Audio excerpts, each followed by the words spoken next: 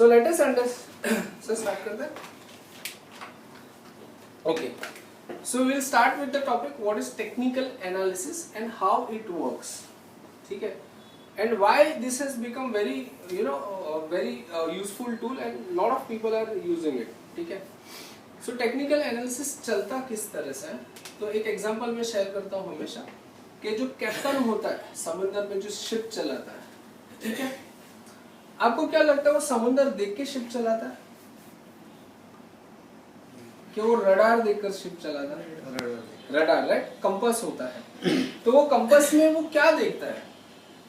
तो कंपास के अंदर वो जो है वो रीडिंग्स देखता है, रीडिंग्स. ठीक है. अब वो रीडिंग्स उसको जो सिखाइए, उसको जो रीडिंग सिखाइए वो किस बेस पे होता है? That is taught him on base of past history.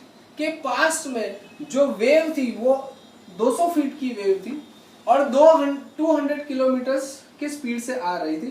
तो पास्ट में इसका ये इम्पैक्ट हुआ था.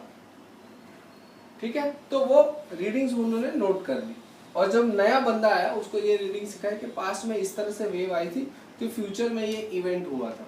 ठीक है. जब समंदर बहुत शांत होता है तो आप ये स्पीड से आप अपनी बोट को चला सकते हो, राइट. थंडर लाइटिंग हुई तो आपको ये रिएक्शन लेना है. So everything was based on past data. वो पास्ट डेटा के ऊपर वो फ्यूचर का रिएक्शन लेता है. सेम दैट गारमेंट इंडस्ट्री आप देखो, गारमेंट इंडस्ट्री में जो ट्रेंड्स होते हैं वो ट्रेंड्स किस बेस पे डिसाइड होता है? तो पास्ट डेटा पे कि 5-5 साल का या 3-3 साल का साइकिल था कि लास्ट में ये जो ट्रेंड था ये 5 साल चला, ये ट्रेंड 3 साल चला. ठीक है. तो उस तरह से उस डेटा को एनालिसिस किया जाता है और फ्यूचर को प्रेडिक्ट करते हैं. Same like that in stock market. What we do in technical analysis is we study the price chart कि पास्ट में इस कंपनी का जो स्टॉक है उसकी प्राइस क्या थी. ठीक है. और ये इवेंट हुआ तो उसके बाद में उसने क्या रिएक्शन लिया और ये प्राइस कहां से कहां तक चला. तो उसी तरह से पास्ट को कंपेयर करना है तो फ्यूचर के बारे में हम थोड़ा सा प्रेडिक्शन कर सकते हैं. Okay. So basic of technical analysis is demand and supply. ठीक है. तो इसको हम समझते हैं how does demand and supply work in technical analysis. अगर डिमांड है तो प्राइस क्या होगा? राइट. ओके. और अगर डिमांड नहीं है तो प्राइस का क्या होगा? व्हाट इफ आई से कि डिमांड है बट सप्लाई बहुत ज्यादा आ रहा है. ठीक है. जैसे हम लोग ये कांदे का एग्जांपल लेते हैं कि कांदे की डिमांड बहुत सारी है मार्केट में. ठीक है. बट सप्लाई उससे ज्यादा है तो प्राइस ऊपर जाएगा या प्राइस नीचे आएगा? ये सर नो नीचे. बट डिमांड तो बहुत है ना, फिर भी प्राइस नीचे आएगा, कम घटेगा. और सप्लाई और ज्यादा बढ़ गई तो right. So it is a directly correlated to each other. Demand and supply is correlated.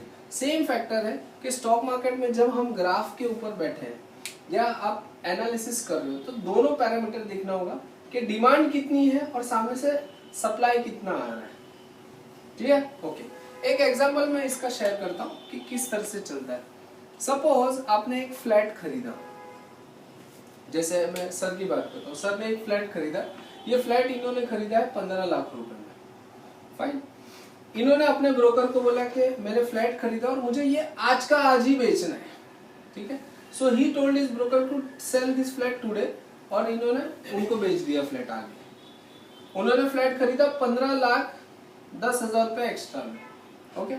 So same he did is वो फ्लैट उन्होंने आज ही अपने ब्रोकर को बोला कि भाई आज कोई अगर क्लाइंट मिलता है तो ये फ्लैट मुझे बेचना है. ठीक है. तो इस तरह से हर लेवल पे फ्लैट बिकता गया. Right. So for every rise of 10,000 rupees there was a buyer. ठीक है. हर एक लेवल पे एक एक बायर है जो ये फ्लैट खरीद रहा है. लास्ट सर के पास पहुंच गया. अब इनके पास जब पहुंचा तो वो जो फ्लैट का रेट था जो 15 lakhs का था अब वो पहुंच गया है 17 lakhs पे.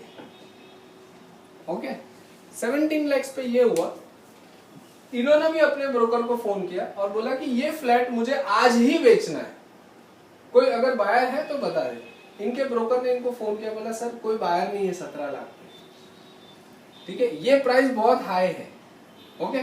So now what happens is, अभी इनको फील हो रहा है यार फ्लैट तो मैंने ले लिया मगर ये तो मैंने लोन पे लिया है, ठीक है, एंड नाउ ही फील्स के गलत हुआ बहुत, ओके, और इनको पैसे की बहुत जरूरत है, तो इनके पास दो ऑप्शन बचते हैं। क्या ऑप्शन बचता है? लॉस में सेल करो, या तो लॉस में सेल करो या तो होल्ड करो, ये सब नो। तो जनरली आदमी क्या सोचता है? होल्ड करता हूँ, right. So what he does is he starts holding his position. 17 lakh पे अब वो फ्लैट नहीं बेच रहे। अब यहाँ पर क्या हो रहा है? डिमांड है क्या? सप्लाई है क्या? दोनों भी नहीं है ना। यहाँ पर डिमांड था, राइट, और कोई ना कोई बाय कर रहा था, राइट। अब डिमांड खत्म हो गया, there is nobody, right. So what he does is, ये 17 लाख का अब इनको पैसे की बहुत जरूरत है, तो बोलते चल ठीक है यार 10,000 तो कम अपन इसको सेल कर देते। So he starts quoting the price 10,000 less. 17,000 से 10,000 माइनस करके इन्होंने अपना प्राइस कोट कर दिया, ठीक है। अब जैसे इन्होंने प्राइस नीचे रखा तो somebody felt कि यार चल मैं ट्राई करता हूँ। So that other guy he bought the flat, okay. Now he also tales his broker कि ये फ्लैट मुझे बेचना है। तो ब्रोकर बोलता है सर आपने बहुत महंगे में खरीद लिया है, ये कोई नहीं खरीदेगा। तो ही फील्स चीटेड, बोलता है यार मैं तो फंस गया हूँ इतना महंगा फ्लैट लेकर, चल एक काम करता हूँ, जो लॉस हो रहा है वो लेकर मैं निकलता हूँ position. So what is happening, अब डिमांड बढ़ रहा है या क्या हो रहा है? फ्लैट की डिमांड तो नहीं है मगर सप्लाई बढ़ रहा है। Are you with me? कि लोग बेचना चाह रहे हैं, ठीक है। So that is happening over here in this example, ठीक है। तो जब प्राइस बढ़ता है और उसके साथ में हर लेवल पे बायर अगर मिल रहा है, that means there is demand, और प्राइस बढ़ रहा है, ठीक है, मगर